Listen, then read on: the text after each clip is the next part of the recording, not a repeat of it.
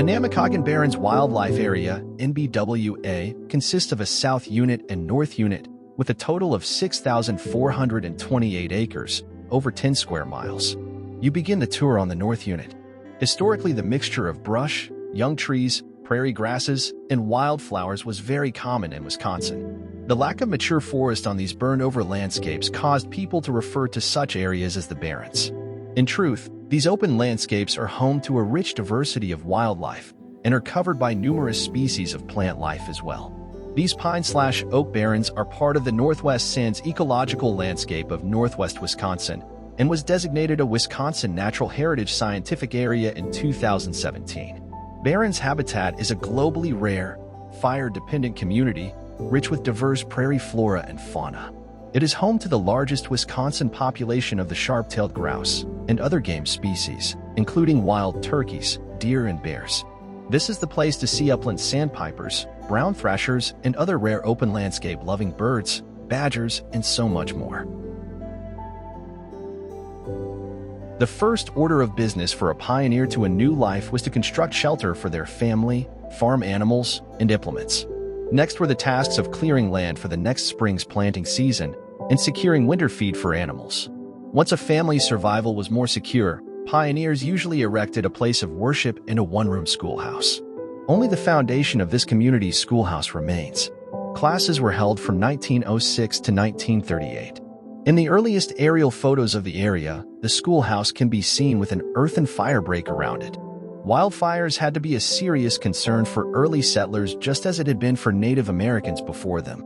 It is likely that religious services were still being conducted in one of the private residences or school, as no church site has been located. The area has healthy populations of deer, bear, wild turkeys, coyotes, fox, and sharp-tailed grouse, as well as many other species of small game and fur-bearers. Many hunters have learned that a great diversity of wildlife is attracted to recently burned brush prairie habitats. Hunters and anglers are largely responsible for paying the costs of the NBWA, hunting and fishing licenses and necessary permits, plus a federal tax on all equipment used in these sports help pay for wildlife surveys, habitat management, and property maintenance. Barrens habitat consists of a great variety of prairie grasses and wildflowers, plus many species of trees and shrubs. If your interest is plants, visit the property throughout the growing season, since plants do not all flower at the same time. An area on the property that appeared blue a few weeks ago may now look white or yellow. A good plant identification book is helpful. Travelers cross the St. Croix River by ferry at a site located in Sterling Township in northwest Polk County, Wisconsin. They traveled past the South Unit, northeast to the Namekagon River, where they crossed a bridge built in 1863 by George Stuntz. The trail continued northeast through the North Unit and onto Bayfield and LaPointe on Lake Superior.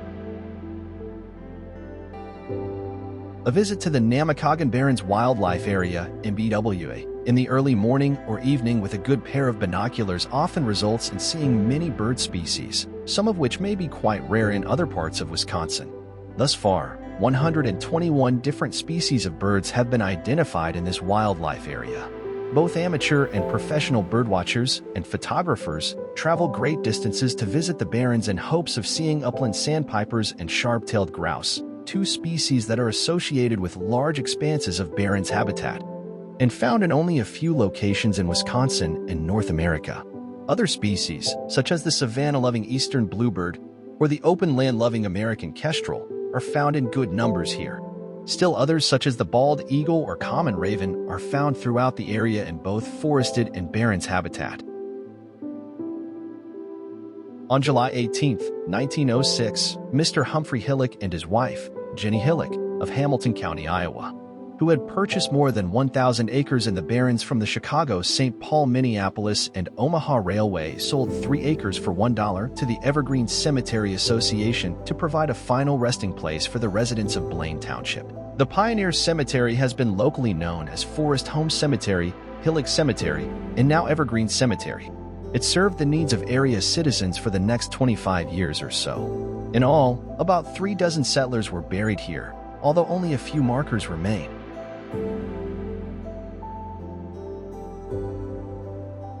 The Namekagon River, along with the St. Croix River, form the National Scenic Riverway System.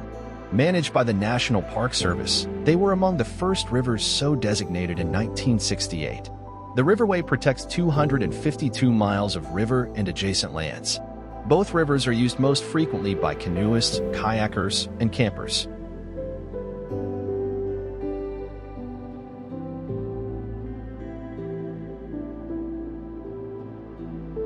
While most people admire the South Unit for its scenic quality, wildlife biologists also recognize it as a site of great plant and animal diversity.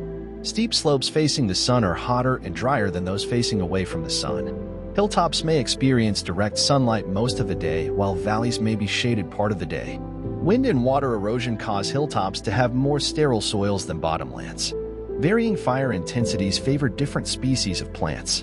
All of these variables create a great diversity of vegetation across the South Unit.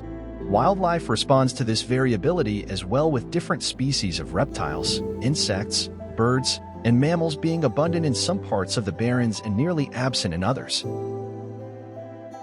Want to take the tour? See namekagonbarrens.org. Select Plan Your Visit. Choose NBWA Self-Guided Tour to learn more.